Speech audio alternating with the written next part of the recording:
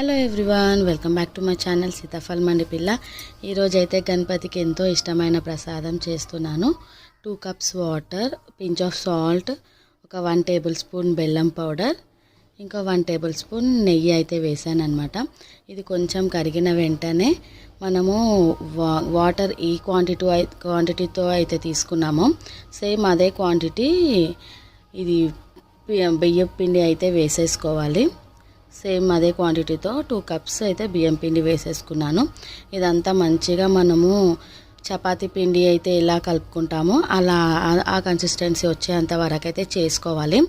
ఇలా మనం వాటర్లో బెల్లం నెయ్యి వేయడం వల్ల టేస్ట్ అయితే బాగా వస్తుంది అనమాట, పిండిది తింటుంటే.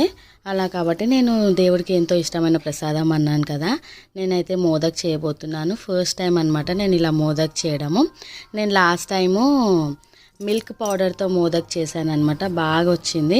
ఈసారి సరే బియ్యం పిండి ట్రై చేద్దామని ఇప్పుడు పచ్చి కొబ్బరిని అయితే నేను మిక్సీ పట్టేసి వేసుకున్నాను అనమాట.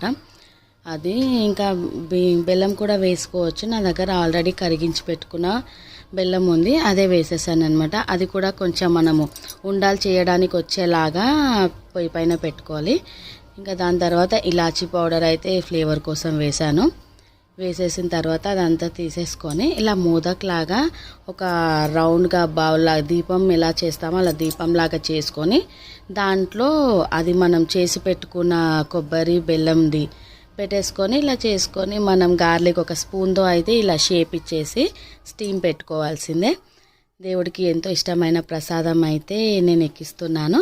చూడండి, ఈ వీడియో కనుక నచ్చినట్టయితే ప్లీజ్ లైక్, షేర్, సబ్స్క్రైబ్.